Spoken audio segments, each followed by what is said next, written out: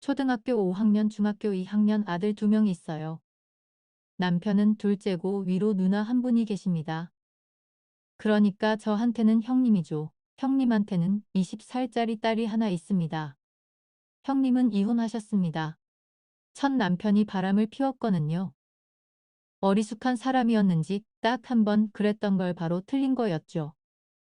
딸 아이가 10살이 될 때까지 그 일로 욕하고 싸우고 쫓아내기를 반복했다고 해요. 따로 살았다가 합치기도 여러 번이었고요. 그러다 결국 이혼한 거였죠. 형님 전 남편은 태국에서 해산물을 한국으로 들여오는 사형을 시작하면서 대박이 났고 이혼하면서 판결난 악육비 이상의 돈을 매달 보내주고 있었습니다. 딸은 또 지극히 사랑하더군요. 형님은 이혼 후 도저히 딸 아이를 옆에서 챙기거나 건사할 상황이 아니었습니다. 심각한 우울증과 알코올 중독으로 심신이 다 망가진 상태였었죠. 그나마 제정신일 때도 예민해서 본인 친정인 저희 시댁에 와서도 욕지거리를 하며 난리를 피웠습니다. 그러다가 조카 딸 아이가 15살이었던 어느 날 겨울 거의 통곡을 하면서 지 외할머니 그러니까 저희 시어머니께 한밤중에 전화를 했더랍니다. 엄마가 술만 마시면 때리고 욕하고 학교도 못 가게 교복도 다 찢어버렸다고 시어머니는 저희한테 바로 진화하셨고 제 남편은 누나 챙기러 전 아직 아이인 조카 딸아이 챙기러 한밤중에 강동구에서 경기도 오산까지 찾아갔죠. 갔더니 정말 사랑 살 곳이 못 되더라고요. 쓰레기통만 봐도 밤 한 번도 안 해먹은 드라면 봉지뿐이었어요. 아이는 2년 전에 만났을 때랑 키가 별 차이 없더군요. 몸은 더 말랐고요. 저 보자마자 품에 달려와 안겨 소리내 울지도 못하고 발발 떠는데 머리카락을 가위로 마구 잘라놨더라고요. 형님은 거실에서 잔뜩 취한 채로 흔들어 깨워도 못 일어날 만큼 인사불성으로 누워있었고요. 그 길로 저는 아이 데리고 운전해서 집에 왔고 남편은 다음날 아침까지 형님이랑 같이 있었어요. 아이 재우고 아침에 일어나서 학교에 며칠 못 갈 것 같다고 대신 전화하니 담임 선생님도 형님이 어떤 상태인지 알고 계셨던 듯 하더라고요. 담임으로서 챙기기는 것도 한계가 있었겠죠. 남편은 다음날 늦은 밤에나 들어왔어요. 누나 병원에 입원시켰다고 당장 병증 있는 거 치료 끝나면 재활원으로 옮겨 넣을 거라고 하더라고요. 다행히 시아버님께서 남긴 유산이 좀 있어서 형님 치료비는 시어머니가 감당이 가능하셨어요. 문제는 의제 조카 딸아이의 거취였죠. 형님 밑에 아이를 뒀다가는 정말 사단이 나도 날 것 같았습니다. 그렇다고 혼자서 거동도 힘드신 시어머니 보고 중학생 딸 아이 맡으시라고 할 수도 없었어요. 주위에 딸 키우는 친구나 언니들이 있어서 조언을 달라고 하면 네가 지금 얼마나 속없는 짓을 하는 건지 아느냐? 머리 검은 짐승 거두는 거 아니다. 네 조카 애가 밖에서 어두운 표정하고 돌아다니면 네 신랑이랑 네가 엄청난 오해를 받을 수 있다 이런 반응들 뿐이었죠. 다들 그냥 보호시설로 보내라고 하더라고요. 친지가 그래도 이렇게 지척에 사는데 보호시설에서 받아주지도 않을 것 같았어요. 무엇보다 한창 상처 많이 받을 나이에 아빠 일거 엄마한테 학대당해 친인척한테까지 버려지면 이 아이 인생 망가질 것 같던군요. 그 죄는 또 누가 다 받나 싶었어요. 신랑은 저한테 미안해서 데리고 있고 싶어도 입은 못 대고 제 눈치만 보고 있었고 저도 아직 어린 두 아들내미에 갑자기 사춘기 소녀까지 케어한다는 게 상상 이상의 괴로 우밀첫 같아서 결정이 철대 쉽지 않았어요. 그대로 한 달 반을 끌었습니다. 아이가 초겨울에 머리카락이 죄 뜯긴 채로 우리 집에 온 후로 한 달 반을 그렇게 방치했었죠.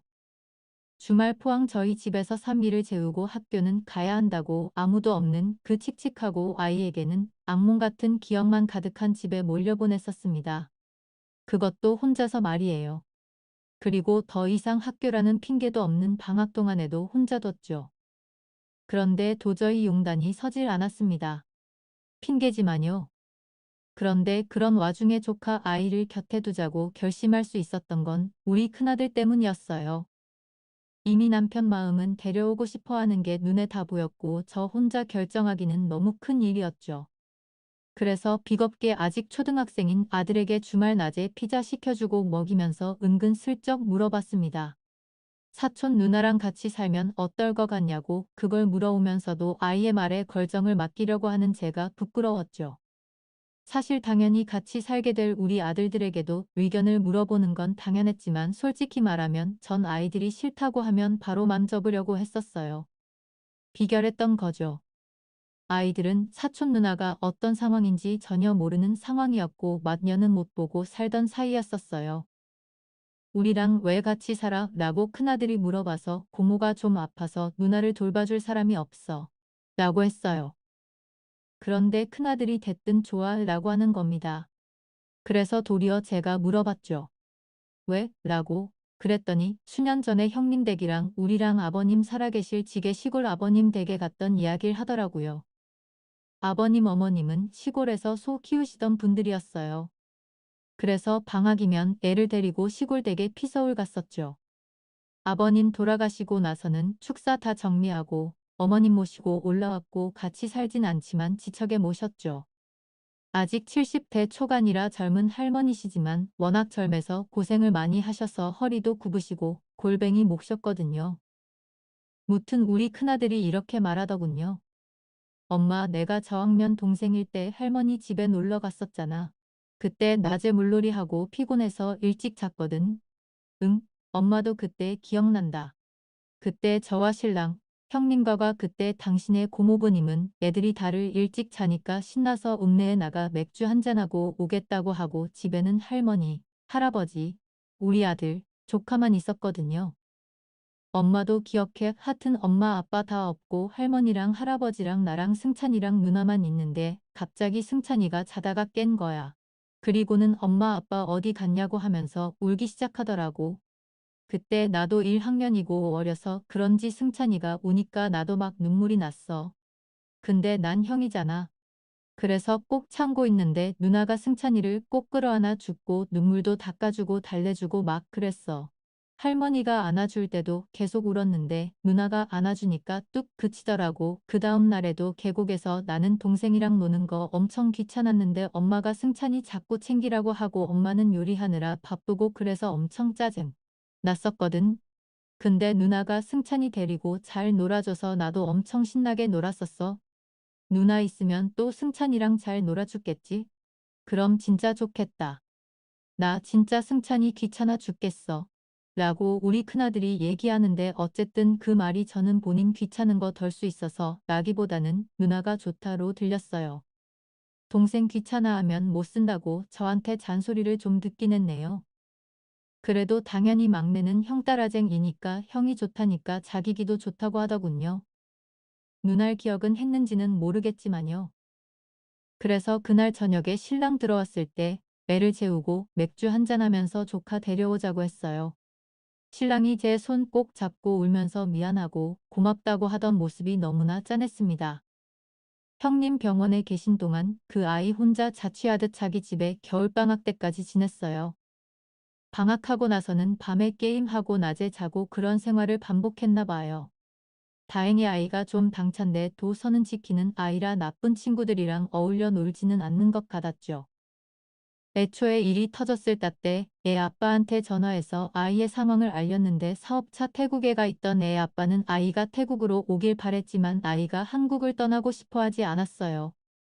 지금 이 상황에 자기 아빠한테 가면 엄마 정말 죽는다고 맨날 때리고 욕하는 엄마가 정말 밉고 싫지만 진짜 죽어버리는 건 싫다고 그러더라고요.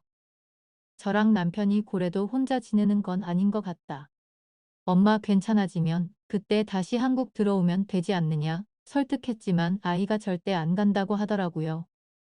어찌나 고집이 세던치 그때 어떻게든 설득해서 보냈어야 했는데 그러질 못했던 게 한이 됩니다. 결국 한 달만을 고민하고 아이가 중3으로 올라가기 직전인 상황에 제가 데려오라고 한 거였어요. 이미 일주일에 한 번은 가서 집 청소도 해주고 반찬도 추고 매 미니 배달 음식 먹지 못할 정도의 적절한 용돈로 좀 주고 그러고 있기는 했지만 막상 데리러 가니까 아이도 많이 외로웠는지 바로 따라 나서더라고요. 다니고 있던 학교에 미련도 없다고 하더군요. 아마 집안 환경이 이러니 아이가 학교에서도 은근히 따돌림을 당하고 있던 모양입니다. 저희 집 근처에 새로운 학교로 전학시키고 짓궂은 아들내미들한테도 누나 말 잘 들으라고 단단히 교육시켰어요. 어차피 학원 가거나 나가서 뛰노느라 하루에 몇 분 있지도 않는 애들 공부방을 조카 방으로 줬습니다. 엄청 좋아서 침대 넣고 헹궈 넣으니 책상 놓을 자리도 없더라고요. 중3이라 한창 공부해야 할 시기일 테니 집에서는 남동생들 때문에 공부 안 될 테니까 아파트 단지 상가에 있는 독서실도 끊어줬습니다. 성적이 생각보다 괜찮더라고요. 반에서 10등 안에는 드는 등수였거든요. 한 번도 학원은 안 다녔답니다. 상처가 많은 아이였을 텐데 제가 알면 속상해할까봐 당차에 지내는 길 보면서 제 마음이 다 아프더라고요. 안쓰러워서 형편상 종합학원 보내주는 건 그렇고 수학이 좀 약한 것 같길래 수학보습 학원을 보내줄까? 라고 했더니 우물쭈물 인터넷 강의만 좀 신청해 달라고 하더군요. 아이는 새 학교에서 나름 적응도 잘 했습니다. 수학 여행에서 맥주 마시다 들렸다고 학교에 한번 불려가진 했지만 어째 같이 맥주 마셨다고 서 있는 친구를 꼼새가 절대 누구 해코지할 애들은 아니더라고요. 호되게 혼내고 한 달 동안 용돈도 반으로 줄이기는 했지만 속으로는 맨날 애어른 같던 애가 진짜 나이답게 논 것 같아 안심이었습니다. 맥주 맛 어땠냐고 물어봤더니 너무 맛없었대요. 형님은 차도가 좀 있었습니다. 알코올 중독자들은 알코올 때문에 상한 몸 상태 회복하는 데만 1년이 넘게 걸리고 그 후가 진짜 중독 치료 과정인데 간경화도 많이 사라지고 뇌 기능도 어느 정도 회복했다고 하더라고요. 형님이 저 볼 면목이 없다고 저 면회 안 왔으면 좋겠다고 하셨는데 많이 나아졌다고 해서 뵈러 갔었죠. 딸 아이 안부를 열심히 물으시다가 갑자기 엄청 걱정스러운 투로 실은 딸 아이가 아직도 초경이 없다고 혹시 그 집 가서 시작하지 않았냐고 물어보시더라고요. 16살까지 초경이 없다니 충격적이었습니다. 솔직히 전 아들 둘만 키우다 보니 제가 여자여도 어떻게 다뤄야 할지 모르겠더군요. 우리 남편은 말 한마디도 조심조심이었어요. 아들내미들이랑은 친구처럼 서로 바보, 멍충이 하면서 노는 아빠였는데 16살 소녀. 란이 참으로 어려워하더군요.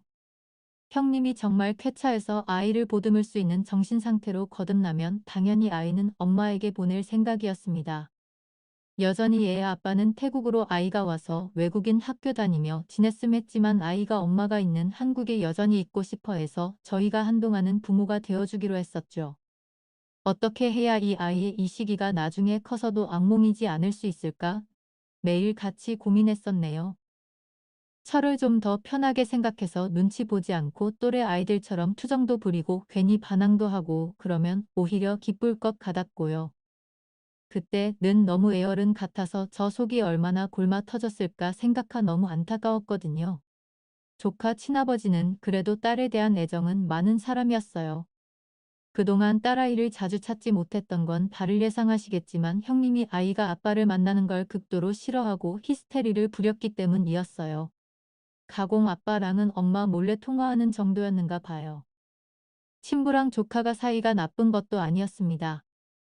형님은 딸과 아빠 사이 끊어놓으려고 했던 것 같지만 그래도 친우가 아버지로서 자존심 세우지 않고 끊임없이 사과하며 천천히 딸 아이와 교류했는가 와요. 조카는 그렇게 자기가 아빠랑 같이 있는 걸 엄마가 싫어하는데 정신적으로 불안한 엄마를 두고 아빠한테 가면 정말 무슨 일이 날까 봐 걱정했던 개 같습니다. 당연히 친부는 아이가 태국은 안 가겠다. 하나 본인이 다 정리하고 들어올까도 고민했었죠. 하지만 저기 사업이 커지면서 회사에 딸린 사원들도 많아졌는데 자기가 여길 다 접어버리고 가면 깡그리 실업자 되는 거잖아요. 그 중에는 어린 동생을 줄줄이 딸린 소년. 소리가 가정도 몇 있어서 도의적으로나 정말 일적으로나 다 전고 확 와버리는 게 쉬운 일은 아닌 것 같더라고요. 아이는 반에서 10등 안에 들 정도로 공부도 잘 했습니다. 그렇게 성실하게 적응해 줄 거라곤 생각도 못했어요. 기말 때는 더 잘할게요 라고 힘없이 얘기하는데 제가 성적은 안 올려도 되니까 몸무게 좀 올리자고 했더니 살모하더군요. 친구들이 말라서 좋겠다고 부러워한다고 초경 문제는 우선 아이 기본 체력이나 신진대사를 정상으로 만드는 게 우선인 것 같아서 잘 먹이고 잘 보듬으려고 정말이지 제 선에서 많이 노력했습니다. 그리고 아이 엄마도 점점 정신적으로 회복하길 바랬네요. 허나 이상하게 형님은 점점 더 증세가 심각해지셨어요. 환청이 들린다고 하시질 않나 혼자서 누군가와 대화를 하시질 않나 그래서 결국 정신병원에 입원을 하게 되셨네요. 그래서 계속 저희는 아이의 부모 역할을 해야만 했습니다. 그렇게 아이는 저희 집에서 딸로 자랐고 대학원학까지 했습니다. 대학에 입학하면 저 아이 아빠가 자취를 할 수 있게 돈을 주셨다면서 원룸을 얻어서 나가겠다고 하더군요. 그동안 감사했다고 말하면서 눈물 그렁그렁한 상태로 저와 남편을 번갈아 안아주는데 정말이지 마음이 정하고 아팠습니다. 아직도 저에겐 어린 아이 같은데 이렇게 잘 자라주어 너무 기특했고 고마웠어요. 그리고 아이 아빠에게서 연락이 왔습니다. 이번 여름에 휴가를 한국으로 들어와서 딸이랑 같이 국내 여행을 할 계획이라고 하더군요. 좋은 생각인 것 같아서 조카 애한테 너무 잘 됐다고 잘 다녀오라고 말했더니 제 눈치를 살짝 보는 것 같더라고요. 혹시 엄마한테 말하면 어쩌나 뭐 그런 생각인 것 같았어요. 그래서 엄마가 혹시라도 알까봐 그러는 거지? 걱정 마. 갔다 오면서 내 선물 꼭 사와야 해. 도라르방 열쇠고리 같은 거. 뭐 이렇게 말했더니 표정이 풀려서 다녀오겠다더군요. 조카와 친구의 여행을 일주일 앞둔 날 백화점에서 산 캐리어랑 배낭 가방을 선물해주고 싶어서 조카가 사는 원룸 앞에 갔습니다. 주차장에 차를 세우고 조카 집으로 들어가려던 찰나 조카가 갑자기 급하게 슬리퍼를 신고 주차장으로 달려나오더군요. 뭐지 내가 온 걸 봤나? 싶어서 저도 너무 반가워 조카에게 다가가려 했는데 조카가 누군가에게 달려가 안기는 겁니다. 누구지? 싶어 자세히 보니 제 남편이었어요. 뭐지? 우리 남편도 조카 챙기러 온 건가? 그 둘을 보면서 미소를 짓고 있었는데 갑자기 제 얼굴은 분노로 가득 차게 돼버렸습니다. 그 둘이 갑자기 입술을 부딪히는 겁니다. 잘못 본 줄 알았습니다. 멀어서요. 그래서 조금 더 가까이 가서 그 둘을 지켜봤습니다. 그 둘은 갑자기 뜨겁게 애정행각을 하더군요. 대낮 주말 주차장에 서서 말이에요. 그러더니 뭐가 급했는지 두 손을 잡고 원룸으로 올라가더군요. 믿을 수가 없었습니다. 꿈인가? 도대체 이제 뭐지? 내가 뭘 본 저지? 저는 당장 그 둘의 뒤를 따라갔어요. 이미 방에 들어갔더군요. 초인종을 눌렀습니다.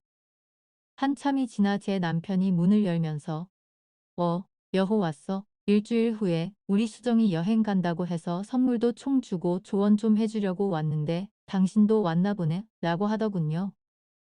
뻔뻔한 남편 불에 립스틱 자국을 보니 더 열이 받더군요. 외숙모 오셨어요. 안 그래도 외삼촌 혼자 오셔서 좀 섭섭했는데 너무 잘 됐다. 이렇게 말하는 그녀가 제 남편에게 저는 차분하게 말을 했습니다. 너네 도대체 무슨 사이야? 제가 이렇게 말하자 두 놈 서로 눈치를 주고 봤더니 마치 짝이라도 한 듯이 무슨 말이냐고 팔짝 뛰더군요. 당연히 조카와 삼촌 사이지 무슨 사이냐면서요.